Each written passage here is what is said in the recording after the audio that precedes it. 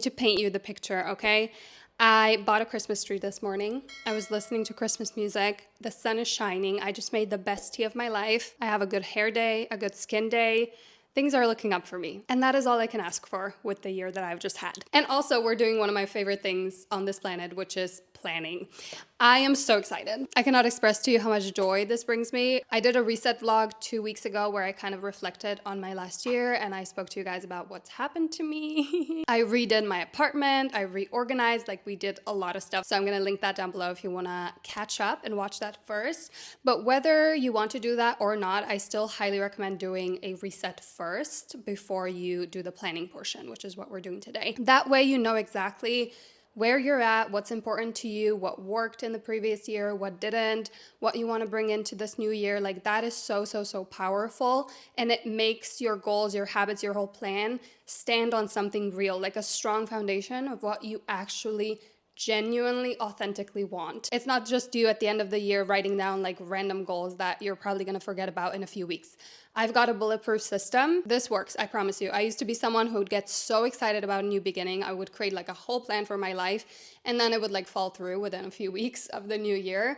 And ever since I started using this whole system, the second half of which I'm gonna share today, I actually fulfill the plan that I make every single year. And I'm sharing all of my tips and tricks this whole season. So I'm doing a whole series of how to get ready for the new year. This is the 4th video, so I'm gonna link all the ones we've done so far below, and also the free template that I'm gonna be using in this video, so you can use it as well if you want to. The first order of business is the journaling prompts. You can obviously find all of these in the template, but just to give you an idea, a few of my favorites are: what would I do this upcoming year knowing I couldn't fail? If the next year is a chapter in my life, what is this chapter about? A year from now, what is one thing I will be celebrating, etc. This will just give me such a clear view of what I want in 2025, and then we can create a strategic plan to actually make that happen. Alrighty, gals and girls, let's get into it.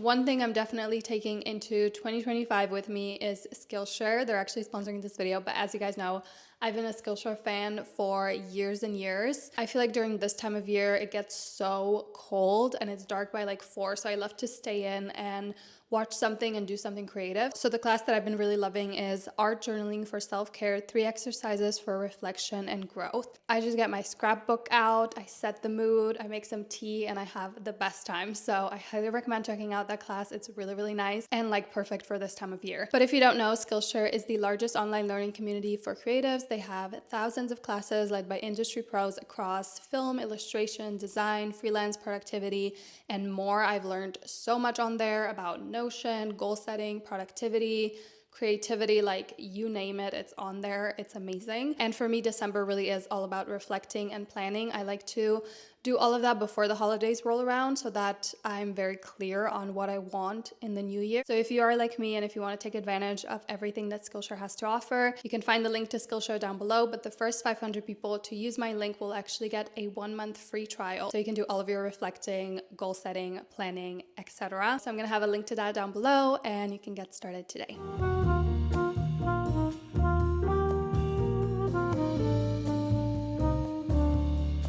Every single time I do this, like the same thing happened when I was doing the reset journaling prompts. I'm always in awe of like what comes out of me because I was thinking my year would be like a certain way, and I was mostly correct, but some of my answers surprised me. Just to give you some context, I'm not going to go too much into it because I talked a lot about it in the reset vlog, but I went through a very traumatic loss in the summer of 2024. My boyfriend unexpectedly passed away, and it really rocked my whole life, as you can imagine. And like what I thought my life would be has completely changed because obviously we planned a future together. I lived in Denmark. I now live back at home in Slovenia. So everything has changed. I felt like I was kind of pushed into a whole new life. And with what I've written, I really feel like the first at least half of 2025 will be a lot about me basically healing, like processing and like building an even better relationship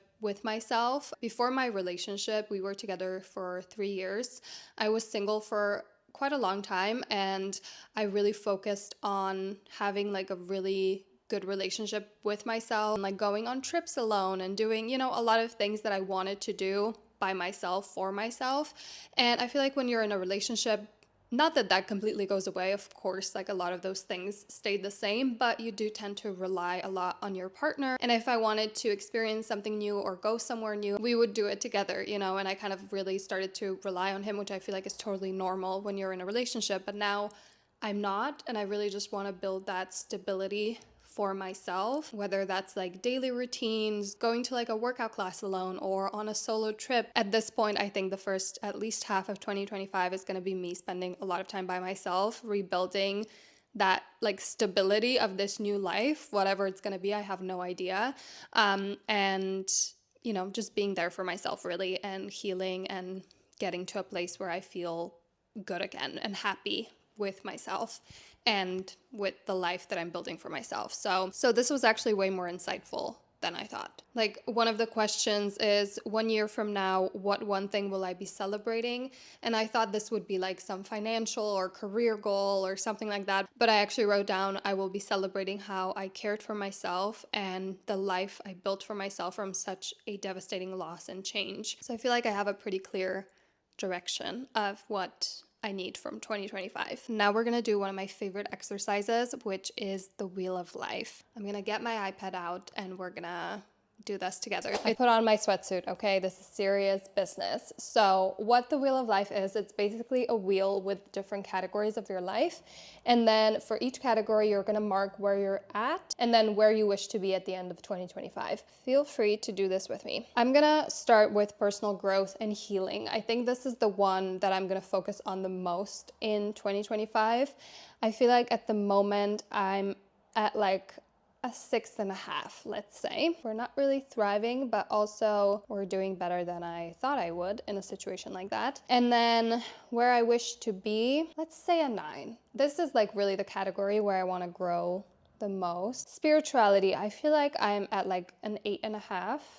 Honestly, I'm gonna put it at a 9. I'm pretty happy with where I'm at. This is not really something I feel like I need to really work on. Money and finance, 8.5. I've really worked hard on my finances. I wish to be at a 9.5, just because I want to take investing a little bit more seriously and just add on to what I already have. But again, it's not going to be like a really important focus of mine in 2025. I just want to continue with what I'm doing and like steadily grow my finances. And then career and work, honestly, the same, 8.5. I'm really happy. There are like minor improvements that I wish to make and just steadily continue to build. Health and fitness is at like a 6.5. And I want to be at a 9. This is another big one for me that I'm gonna focus on a lot, because being really healthy and like physically active helps me so much. Fun and recreation. I mean, at this point in my life, I'm not having a lot of fun. I would say I'm at a 6 and I wish to be, let's say, at an 8. I feel like we're probably going to introduce fun in like the second half of 2025. I feel like the first half is going to be more just me surviving and trying to feel better. Environment, honestly, this is a good one. I feel like honestly 8.5. I am so happy that I kept this apartment. I love it. We've done a bit of redecorating. I'm really happy that I'm close to my family. Like, honestly, we're doing really good with this one. I'm gonna put it at a 9 because there are a few things I want to tweak a little bit. Community. I'm really not like a community person, to be completely honest. I'm gonna put that at a 7. Honestly, I don't even know what this means. I'm gonna put that at like an 8. And then family and friends. This is one that requires a bit of thinking, at a 7. The reason being, what I'm going through right now is it can feel very isolating. Obviously, I wouldn't want people in my life to be able to relate to me right now, because it's not something I would wish on anyone. But it can make you feel like no one really knows what you're going through. No one can relate. No one fully understands. So that can feel a little bit lonely or isolating. So I obviously wish for that to not be the case. So I think I'm going to put this at an 8.5. Partner in love. What a way to end this. Let's be completely honest. We're at a 3, okay? Things are not looking good for us. This one is the hardest for me to see where I'm gonna be a year from now, because at this point, with where I'm at, I can't even imagine like being open to randomly meeting, like going on a random little date. I can't even imagine that. And just that alone is like a few steps in my mind. Just like being able to imagine it and feel open to it again, or like be excited about that part of my life again, like that right now feels so out of reach. Let's just put myself at a 5, okay? Let's be really modest. Where I want to be at the end of 2025 is feeling like I could open myself up to that and be like at least a little bit excited about that potential idea. I don't know if that's realistic. We're just gonna have to wait and see. So once you have this complete, you just want to mark or circle the categories where this gap between where you want to be versus where you are right now is the biggest. So for me, that's personal growth and healing. I'm just gonna do a little ugly star. It's health and fitness. And then the other ones are honestly pretty equal. And then I guess we're gonna do partner and love, just because I feel like that's gonna be very tied to like personal growth, learning, and healing. So that feels very accurate. So now I've set my foundation. I know the vibes of 2025, and now we're gonna create the strategic plan. I'm back from my walk. I am freezing. I also feel like I'm starting to get a cold, so let's hope that goes away. But I feel like I ruminated a little bit on everything that we've done so far, so I feel like my mind is very clear, so we can finally do like the actual plan. So I'm gonna go back to the 2025 reset template, and then I already kind of got a head start. So I put in my vision board, which I made in my last video, where I kind of shared the whole process of making my vision board. And I also shared a bunch of tips on how to make a vision board that actually works, that actually like comes true. So I'm gonna link that down below if you haven't made yours yet, or if you wanna tweak it a little bit, make it even better. And then based on my journaling prompts, I put in my 2025 theme, which is renewal. What I talked about before, like building this new life brick by brick and just making it even more authentic and a life that makes me even happier, basically. And then your one big thing. Mine is a little bit cringy, but it's real. I wrote build a loving home for myself, like within myself, in my mind, in my like day-to-day life, so that at the end of 2025, I will be proud of and I'll be able to celebrate how I cared for myself, basically. And then my quote might be a little bit random, just says you look happy means a lot. I found it on Pinterest. I'm just imagining myself like however many months from now in 2025, where I genuinely feel happy and someone says like, oh, you're really glowing, you look so happy, and I genuinely am. So that's why I chose that. Now let's scroll down and we can set my goals, my habits, and my wish list. So the way I like to set my goals is I use the 3x3 method. So I basically set 3 categories and then I set up to 3 goals for each category. You can use the wheel of life categories that you highlighted, or you can just come up with your own. I use personal, career, and finance. You just want the categories obviously to reflect your life and your lifestyle. So you will write that here. So with my career and finance, I'm basically really happy with where I'm at, and I want to just keep steadily growing and making things better. But as I've shared already, my personal life is going to be like the main thing that I put a lot of my time and energy into. So let's just quickly write my financial goals. So my first financial goal is to save 55% of my income. This year I saved a little over 40%, and I know I can definitely save more. And then a big chunk of that is gonna go towards investing. So I want to invest monthly, so that's gonna be the second goal. And then the last financial goal is to have a 6-figure year. The planner that I'm going to be using is my life design planner. It's the only planner I've ever stuck with. Like, you've got your weekly, daily planning. You can set and track your routines, your habits, your goals. You've got your monthly reset in there. Like, I genuinely use this every single day. So I went ahead and I put my finance goals in here, because obviously I want this whole plan to be in here as well, because this is something I look at every single day. So I'm going to put my vision board in here, for example, create my habit tracker based on the habits that we're gonna set in a second, my wish list, and then again, my goals. So with the free template, you only basically write your goal. You can change the status and then you can cross it off when it's completed. But in the life design planner, this is like much more advanced. So you've got a whole goal setting page. So you can make sure that this is the right goal for you. It's very clear, it's trackable, it's achievable, the whole shebang. And then you've got your progress tracker. So this is where you would break down the goal into small steps. So let's say the first one would be to open a savings account, create a budget, like I'm just making up stuff. You select if it's a task or a habit, when you will achieve it. So let's say that's January. You can also set a deadline. You can track the status of the goal and you can cross it off here. And on the bottom, it's going to show you the percentage of the steps that you've already accomplished. So let's say you write all the steps, it would look something like this. And then let's say it's January. So you've got your January page here and you're planning the first week of January. You've got this goal system up here.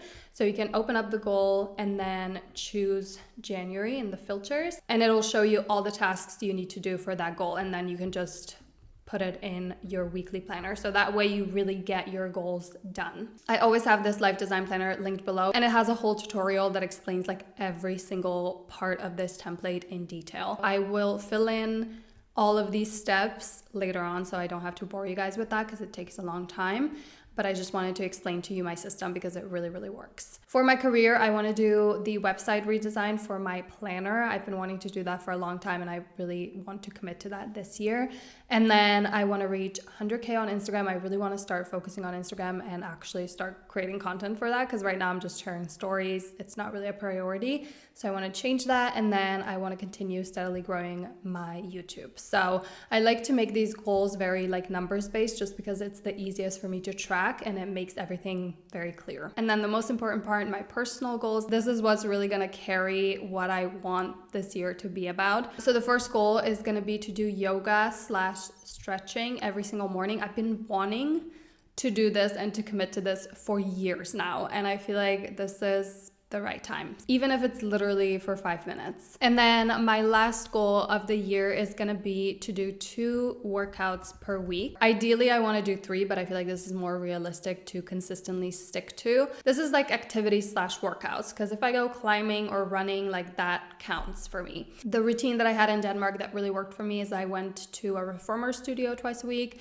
and then I did at least 1 run per week. And I really wanna get back to that like steady routine. I feel like this goal system really, really works for me. The system that hasn't worked very well is habit setting and tracking. So I decided to do a quarterly habit that I'm gonna stick to because before I used to literally just write a list of habits and that's not very realistic. So my quarter 1 habit is gonna be to get up before 7:15 a.m. Obviously, this really goes into like building that stability and that relationship with myself. I'm someone who really needs like a morning routine to feel good. That's when I take at least like an hour to be with myself, to take care of myself. It completely changes the tone of my day. And whenever I wake up early, I naturally then have a morning routine. So that's why this is going to be my winning habit for Q1. I'm going to set the rest of these when the time comes because I feel like that way it's much more authentic to where you are in your life at that point. But I did go ahead and create a tracker. So I've got get up by 7:15, journaling, yoga, and then screen free because that's kind of my whole morning routine that really works. And I added the yoga in here also so I can track that very easily every single day. And then here is my wish list. So this is where I write like trips that I want to take, concerts I want to go to, events. They're not like goals that I would track. They're just like fun things that I would like to experience. So I really want to go on a screen-free cabin trip, potentially by myself. And then I would love to go back to NYC, hockey game, we know.